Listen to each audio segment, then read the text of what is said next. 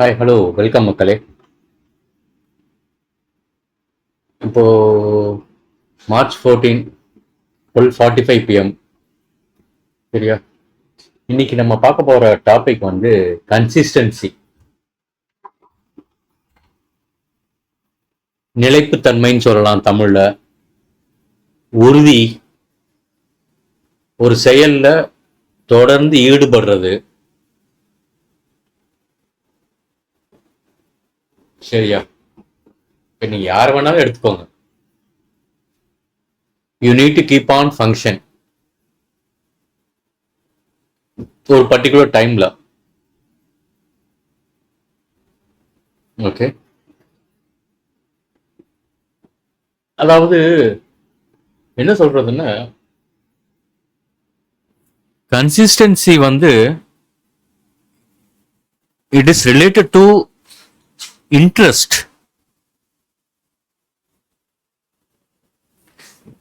Okay, மனசுக்கு பிடிக்காம okay ஒரு செயல நம்மளால ஒரு பர்டிகுலர் டைம்ல பேரார்வத்துடன் ஈடுபடுறதுங்கிறது ரொம்ப கஷ்டம். மனசுக்கு பிடிச்சிருக்கணும். ஸோ நீங்க அந்த விஷயம் என்னங்கிறத பாருங்க. டெக்னாலஜி ரிலேட்டடான கம்ப்யூட்டர் டெக்னாலஜி ரிலேட்டடான சில விஷயங்கள் உங்களுக்கு பிடிச்சிருக்கணும். அப்பதான் உங்களால வந்து ஒரு பர்டிகுலர் டைம்ல ஒதுக்கி உங்களால வந்து உங்களுடைய ஆர்வத்தை செயல்ல காட்ட முடியும். இன்ட்ரெஸ்ட் இல்லாம வந்து அது எனக்கு புரியல.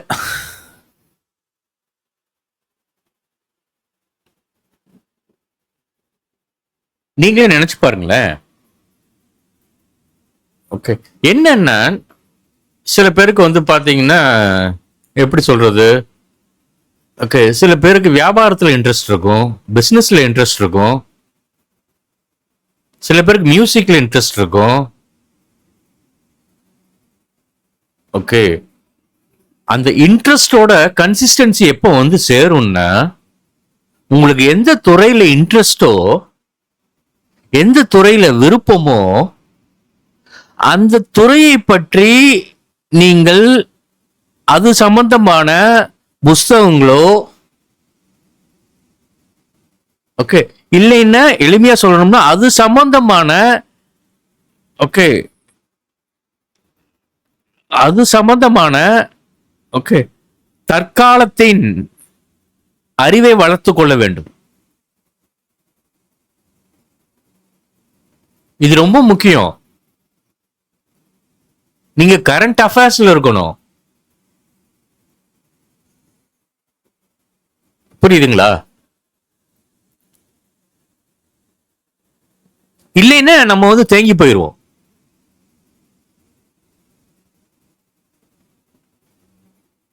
இப்போ வந்து இசைத்துறையில பியானோ ஒருத்தர் வாசிக்கிறாருன்னா, ஓகே அந்த பியானோவை பற்றி ஓகே லேட்டஸ்ட் வெர்ஷன் என்ன, அந்த பியானோக்கு என்ன இப்போ டெய்லி நடக்குது அந்த பியானோல,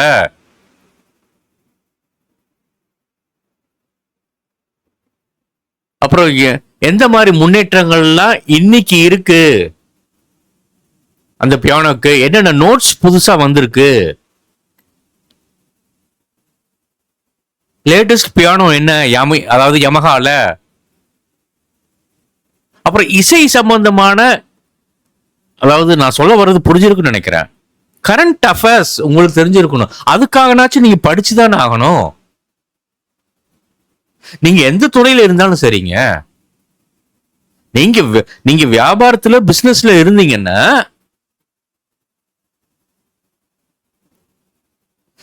உங்களுக்கு வந்து என்ன சொல்றது, ஷேர் மார்க்கெட் பத்தி எல்லாம் தெரிஞ்சிருக்கணும். அது நீங்க தேவையில்லைன்னு நீங்க நினைக்க கூடாது. என்ன நடக்குது,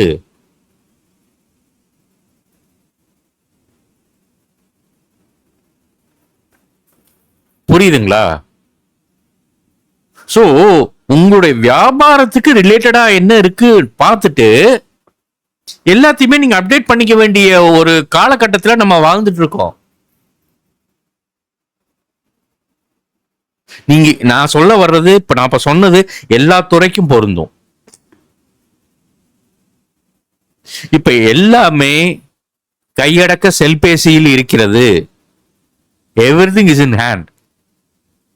டேட்டா போட்டுட்டு அது சம்பந்தமான படிப்புகளை படிச்சு நீங்க அது சம்பந்தமான அறிவை வளர்த்துக்கணும், அவ்வளவுதான்.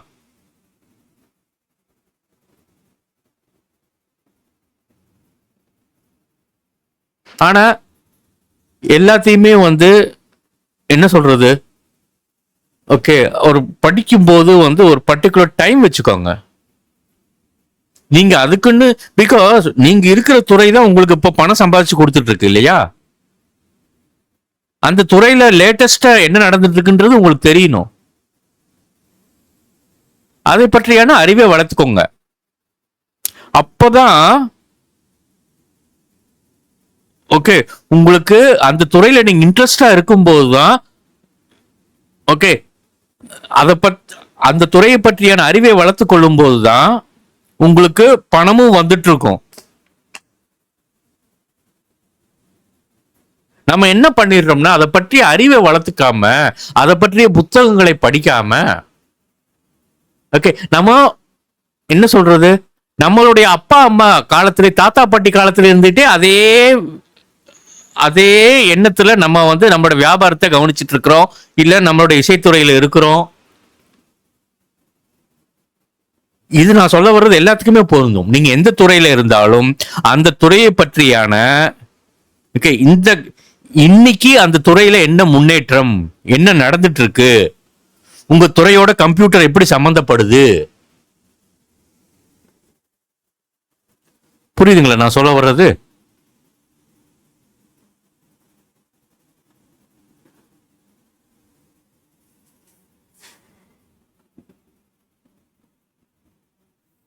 ஏன்னா இப்போ நீங்க ஒரு துறையை எடுத்துக்கிட்டீங்கன்னா ஓகே அந்த துறைக்கு சம்பந்தமா ஆங்கிலமும் வந்து நிக்குது, ஸ்போக்கன் இங்கிலீஷும் வந்து நிக்குது.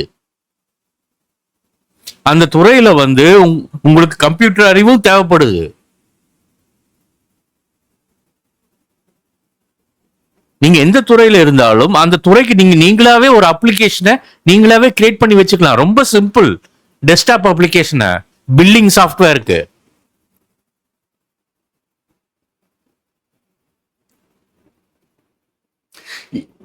ஏன்னா இப்ப வந்து எல்லாமே வந்து கம்பைண்டா இருக்கு, நிறைய படிக்க வேண்டியதா இருக்கு.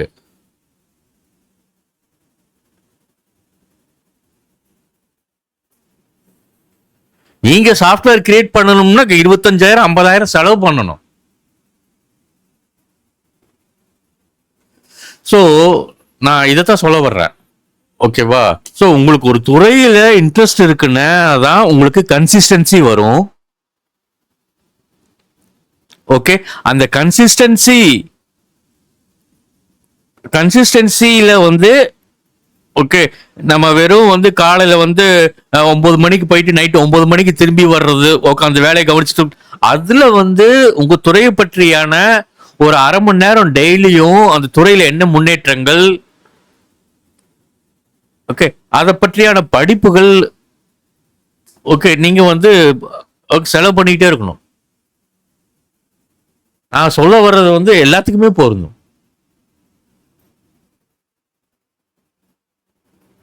உங்களை தகுதிப்படுத்திக்கிட்டே இருக்கணும். நீங்க வந்து நான் எனக்கு இதுக்கு மேல என்ன சொல்றதுன்னு தெரியல. ஓகே, நான் சொல்ல வர கான்செப்ட் உங்களுக்கு புரிஞ்சிருக்குன்னு நினைக்கிறேன். ஓகே, நல்லா உள்வாங்கிக்கோங்க.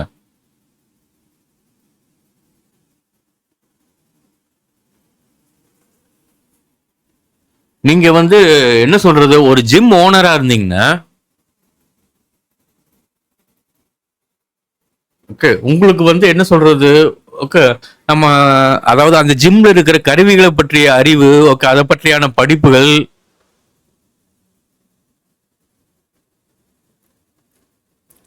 அப்புறம் வந்து அதாவது உணவு அது சம்பந்தமா படிப்பு,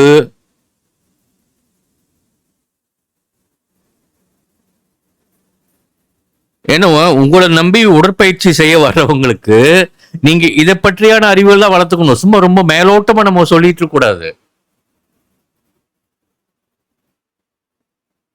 இது நான் சொல்றது எல்லாமே ஒரு உதாரணத்துக்கு தான்.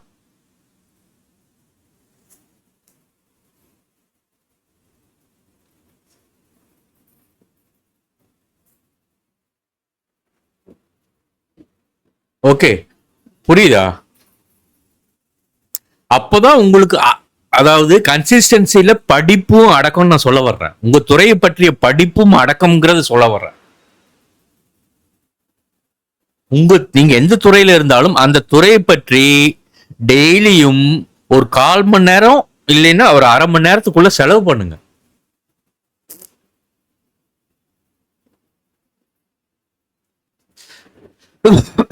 நான் அதான் சொல்லுவேன், learning is a life long process.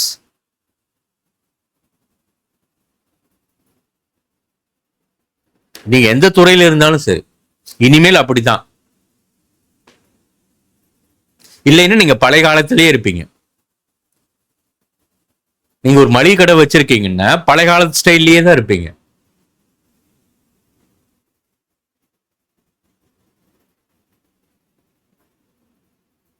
So நீங்க ஒரு மளிகை கடை வச்சிருக்கீங்கன்னா அப்படின்னா, ஓகேவா? ஸோ நீங்க வந்து ஒரு இப்போ வந்து என்னன்னா அதில் தான் உள்ள கம்ப்யூட்டர் சம்மந்தப்படுது இல்லையா? ஆன்லைன்ல நீங்க உங்களுடைய மளிகை கடைக்கு ஒரு பேர் வச்சுட்டு, ஓகே, ஆன்லைன்ல மக்கள் வந்து ஆர்டர் கொடுத்தாங்கன்னா நீங்க போய் சப்ளை பண்ணலாம், வியாபாரம் பெருகும். ஸோ அதுக்கு நீங்க கம்ப்யூட்டரை பத்தி தெரிஞ்சுக்க வேண்டியது அவசியமா இருக்கு. கொடுக்குற இடத்துல ஓகே அவங்க இங்கிலீஷ் பேசினாங்கன்னா இங்கிலீஷ் பேசுறது அவசியமா இருக்கு.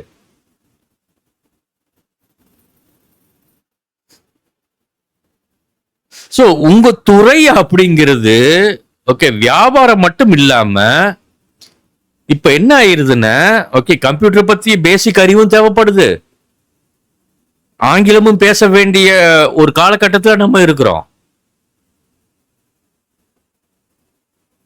ஸோ நீங்க கரண்ட் டெக்னாலஜியில நீங்க இருக்கணும். நீங்க எந்த துறையில இருந்தாலும் சரி, அதை பற்றியான அறிவை வளர்த்துக் கொள்ளுங்கள். ஸோ கன்சிஸ்டன்சியில வந்து நான் என்ன சொல்ல வர்றதுன்னா, உங்களுடைய படிப்பும் அவசியம். டெய்லி ஒரு 1/4 மணி நேரம் செலவு பண்ணுங்க.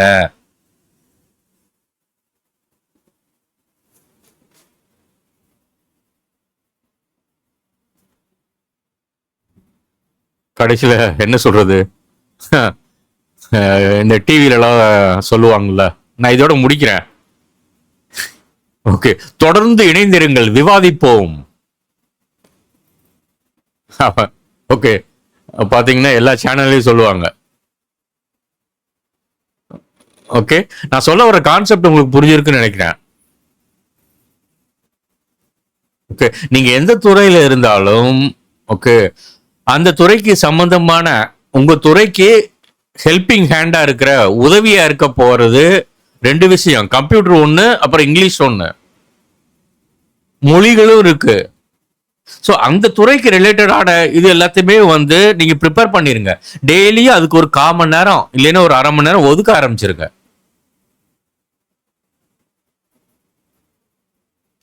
வயசு ஒரு மேட்டரே இல்லைங்க. அதுல எந்த வயசா இருந்தாலும் வந்து நீ கத்துக்கிறதுனா கத்துக்கிட்டே இருக்கலாம்.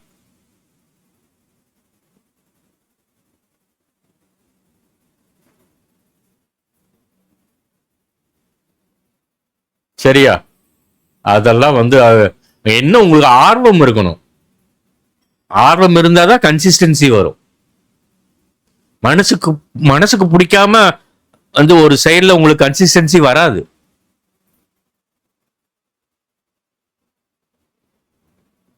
இல்லைன்னா அந்த ஆர்வத்தை ஏற்படுத்திக்கணும்.